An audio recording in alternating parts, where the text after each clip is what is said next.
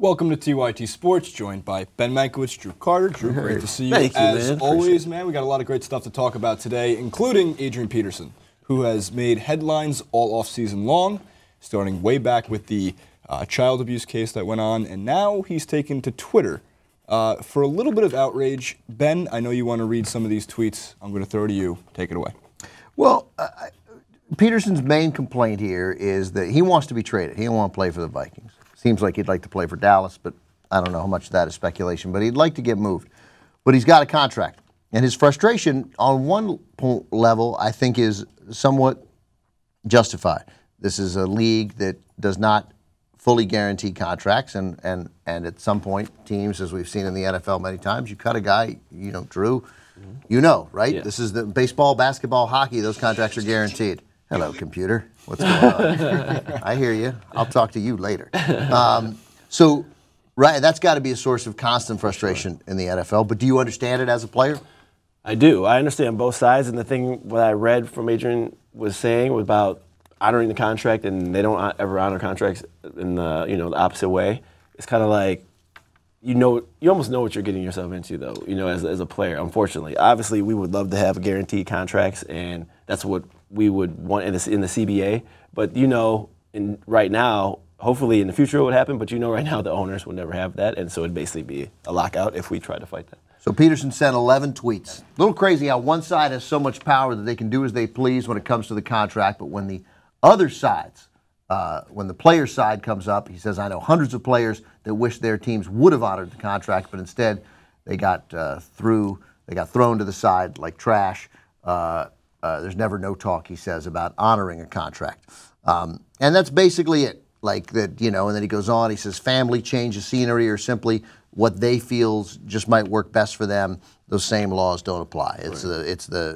Because in baseball, we know you sign a 5-year, $60 million contract in baseball, you were getting paid $60 million over 5 years, whether you hit 117 or 417. And that's true in basketball and true in hockey, too. Now, football, though, made some significant changes years ago when they started front-loading those deals with huge guaranteed money. Right. Essentially, not just signing bonuses, but even guaranteed money to players that Tom Brady signs a deal when he's 30, they're pretty comfortable. At 33, they're still going to be paying that. They're comfortable guaranteeing the money. Right. And Peterson, when he signed his extension, his $96 million extension, got $36 million guaranteed. And I think now has already pushed past that, right, the guaranteed money, where he's earned some of the $96 million, right, on top of that. And then his frustration now is that people say to him that he's the bad guy, as he pointed out in some of those tweets, that now everybody looks at me like I'm the bad guy because he wants out of Minnesota. And Minnesota coach Mike Zimmer said earlier in the week, there are really two options for Adrian Peterson. Play for us, great, or don't play. Right. Like, we can't make you play. Right. We don't have that power. But if we don't play, I don't know whether that's the right decision for the Vikings, but it's certainly a decision I think they get to make. Yeah. I think the thing is, too, is the team is definitely, as they should, is hiding behind the contract, obviously, because that he doesn't want to be there, and he's still by far one of the best running backs in the NFL. So they're just going to hide behind the contract and use it to their advantage, as they should, as they should. But I also know that as an ex-player, it's so frustrating because, as he stated in the tweets, they can just throw you aside whenever they want, but all of a sudden when it's time to, say somebody's disgruntled player, and then public perception, it's like, oh, this guy is just upset and he just doesn't want to be here. But it's kind of. But he's playing it wrong, though, isn't he? From a PR standpoint. For sure. Like, if he said, the mess I made is what put me in this position. Right. I made my own mess here. I would love a fresh start somewhere else. But I have no leverage, and I will go out and play as hard as I can for the Vikings. That also would signal to the Vikings that would not put if the Vikings say we'd like to trade him, instantly, right, they lose leverage in what they could get for him. I don't think the Vikings are particularly interested in an unhappy Adrian Peterson. No. I think they'd like a happy Adrian Peterson. They got a quarterback last year who showed, oh, look at this. They might have a guy, they might have a kid who can play. And how great would it be to have a formidable running game behind a young quarterback like that? But I think if they could, get a, 2 number 2s and a 4 for Adrian Peterson, or a 1, yeah, they'd probably be willing to go that route, but they're not going to deal from a point of Adrian Peterson saying, I want to be traded, and them saying, okay, we'll trade you. Right. That doesn't make any kind of sense. Well, if Adrian Peterson said, with the mess that I've made, he also could have fit it into one tweet, which would have been nice instead of 11 tweets.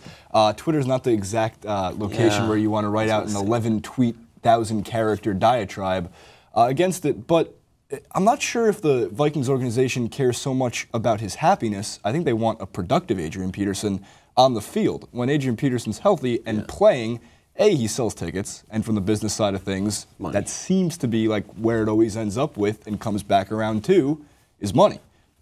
But in addition to that, if they can get a trade for it, why is there no transparency as to like where those storylines are and more information as to wanting to deal them away? Because it doesn't seem like such a bad thing to kind of move on past Adrian Peterson. But as soon as you acknowledge that a player wants to be traded and that you're going to try and move him, you lose leverage. You instantly do. If a team knows, first of all, if the Cowboys are sitting there and thinking, but aren't they not backed by the contract that they're technically hiding behind? They could, but if you're but I mean, if you're the Vikings and you have a chance, if Adrian Peterson's threat to walk away and he says he's serious because he wants leverage too, so his leverage comes from, oh, I'll retire, right? Yeah, and they're like, so they have to weigh, well, then we get nothing, right? Yeah. So I'd rather deal him away with little leverage and get some picks, right? Yeah, for so sure. they're both playing a game here. The fact is that though his contract's not guaranteed, it's not really relevant in this case because they're not cutting it. So what is his point? Like he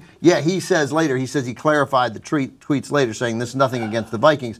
I'm frustrated our union did not get guaranteed contracts for the players. A source close to Peterson said, reading here from ESPN, Adrian sees this league as bigger than him. Sees this issue as bigger than him. He truly believes football players should have more protection with truly guaranteed contracts, and he's upset at the union.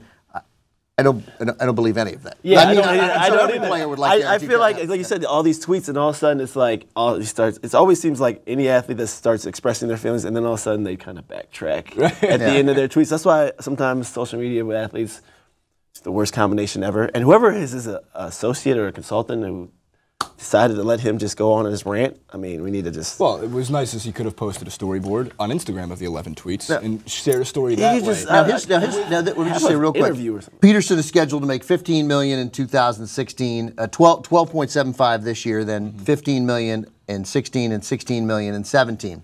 There's a good chance that, as he goes to 31, 32, Thomas Jones notwithstanding, that he may not get those dollars. He figures if they trade me, then I can rework my contract, sign a new deal with another team, and maybe get $22 million guaranteed with somebody else. What he also has to look at is I didn't play last year. Suppose I come back and I'm getting 3.8 yards a carry. Right. Well, then nobody's going to pay him $16 million, and he will get cut with 2 years guaranteed left. And that's also why he'd want to be moving before the season starts. Before even preseason starts, because the second they get a wind of what he looks like now after all this has happened, and still an injury from 2 years back that he didn't come back from in an unbelievable fashion. Now 3 years back, I believe. Yeah. But you still have to add. They start adding on top of each other. In years wise, and is he over? He's almost 30. He's 30. He's 30, right? yeah. But so he did. He didn't take a hit last year. Right. So that's statistically, the running backs in 30, it's not a good thing with NFL. So I could see his point and seeing him trying to get out before. Try telling Thomas Jones. Drew, I'm sure you can attest to this when you were playing. Yeah. I mean, when you came out of college at 22 years old, compared to when you were playing at 25, 26 years old. Right. There's a difference. You're not as young and spry as you used to be. Wear and tear is definitely there, and you definitely feel it as much more than people think. People are like, "Oh, you're 25." I'm like, most guys have been playing for almost 15 to 20 years of their life now. You know what I'm saying? Like, and the hits you take when you're at college at Purdue are a lot different than the hits you take. Ohio State, come on, man. Oh, was it Ohio State? Actually, the national championships this year. So I'm just trying to say. No, they're all the same. If he's worried about public perception, there's nothing he can really do to get out of it. The fact is, he's angry at the Vikings because he said they didn't stand by him enough last year. I think his desire to start fresh somewhere is understandable. And then there's just the other thing of being a 30-year-old veteran who's played on an elite player who's played on pretty bad teams his entire career. Barry Sanders. And he'd like to, hey, wouldn't it be great if I went to a team that had a shot to go deep into the playoffs? Right. All of that's understandable. Hiding behind that he's standing with his union. Remember, he got paid last year. right? He was on the exempt list, so he drew his salary last year. It wasn't like he didn't. So I don't think he's going to get a tremendous amount of sympathy. And I think if he took ownership and just said, you know what, I think I'd love Minnesota. If they need me back and want me back, I'll come back. But I would love a fresh start. Right. That would help me and my family. That's an honest thing to say that I think people might respond to better. And one final note about Adrian Peterson. People in the media are always accused of bias. I have no connection to Adrian Peterson. I don't think Drew has a connection to Adrian Peterson. But you can largely dismiss pretty much everything Jason said. Here is Jason with his good friend, Adrian Peterson. Look at that. Oh. Look. First of all, I think that's best friends. Are you BFFs. Which one are you? Are you on the right? I'm the great-looking guy on the left. Oh, okay, all right. It's hard to tell. Notice the nice artwork in the back. You can tell. You guys both have pretty good muscles. How much conversation? That was at the Pacquiao-Mayweather fight? This was the weekend of Vegas. We were at the Aria, the Liquid Pool Party there. A lot of fun. He happened to be there with a lot of other NFL players as well. And for whatever reason, felt like we needed to get a picture together.